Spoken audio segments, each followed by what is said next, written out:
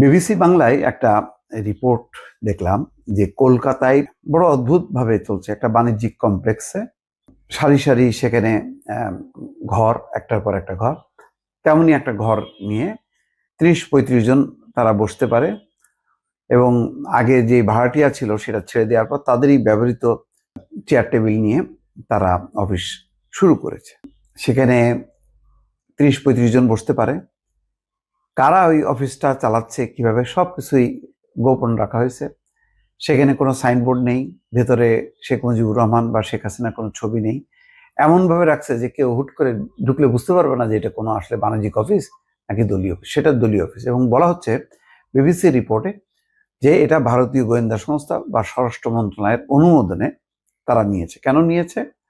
তারা ওই অফিসটার মাধ্যমে সবার সাথে যোগাযোগ করা, কারণ প্রায় 70-80 জন এমপি পলাতক, তাদের একটা বড় অংশ কলকাতায় আছে এবং কলকাতাতেই আসলে মেইন ঘাঁটি, যেখানে আওয়ামী লীগের বিপুল সংখ্যক নেতাকর্মী সীমান্ত এলাকা দিয়ে পালিয়ে গেছে। কারণ শেখ হাসিনা যখন পালায় যায় তখন আর অন্য সবাইকে পালানোর মতন তখন আর সময় ছিল না।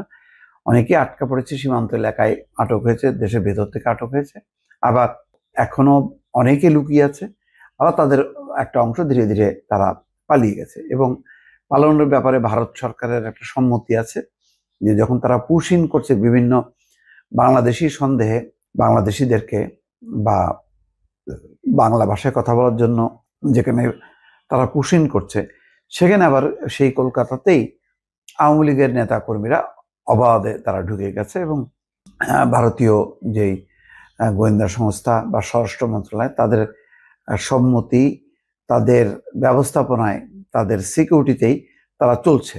বলা হচ্ছে যে বাণিজ্যিক পরিসরের পেছনের দিকের ভবনটির ৮ তলায় লিফট দিয়ে উঠে বাঁ দিকে গেলেই সার দিয়ে বাণিজ্যিক সংস্থার দপ্তর। করিডোরের দুই দিকে হালকা বাদামি রঙের একের পর এক দরজা, তার মধ্যে একটিতে আওয়ামী লীগের পার্টি অফিস। শুধু বাইরে কেন, 500 বা 600 স্কোয়ার ফুটের ঘরটিতে উঁকি মারলেও কেউ বুঝতে পারবে না যে এই ঘরটির সঙ্গে কোনোভাবে আওয়ামী লীগ জড়িত।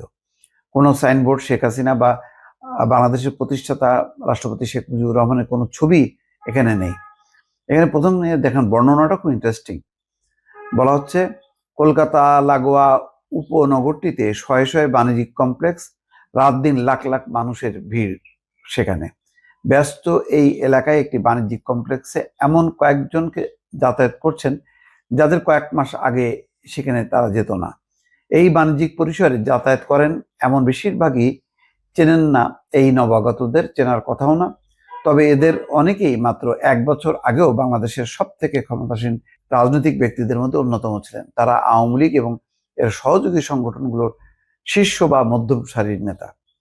তারা যে বাণিজ্যিক কমপ্লেক্সটিতে যাতায়াত করছেন কয়েক মাস ধরে, সেখানেই দলীয় দপ্তর খুলেছে আওয়ামী লীগ।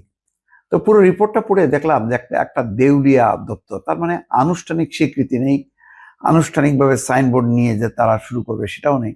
সেইটাও তারা ভয় পাচ্ছে। এত ক্ষমতাশালী দল, ভারত যেখানে তাদেরকে আশ্রয় দিয়েছে, তারপরেও এই দলটা অসংগঠিত। এখন তারা মূলত যে ফেসবুকের বিরুদ্ধে সোশ্যাল মিডিয়া গুজব ছড়াচ্ছে, সোশ্যাল মিডিয়া বন্ধ হয়ে যাওয়া উচিত, এখন তাদের ভরসা হচ্ছে ওই ফেসবুক গ্রুপ খোলে, ওই মেসেঞ্জার গ্রুপ, তারপরে হোয়াটসঅ্যাপ গ্রুপ, টেলিগ্রাম গ্রুপ, নানান রকম মাধ্যমে তারা এভাবে কনভারসেশন চালায়।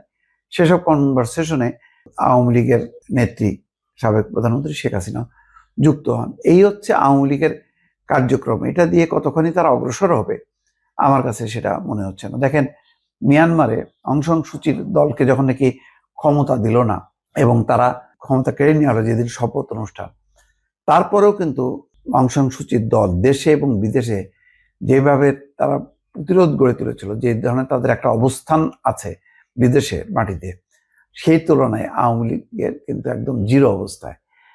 মানে শুধুমাত্র ইউরোপ আমেরিকার কয়েকটা দেশে যেহেতু সেখানে মানবাধিকার গণতান্ত্রিক অধিকার আছে, সুতরাং সেখানে তারা বিক্ষোভ সমাবেশ টমাবেশ করে, কিন্তু সত্যিকার অর্থে দল পরিচালনা, দলের প্রতিনিয়ত যে কার্যক্রম, সেই কার্যক্রম কিছুই নেই। দর্শক।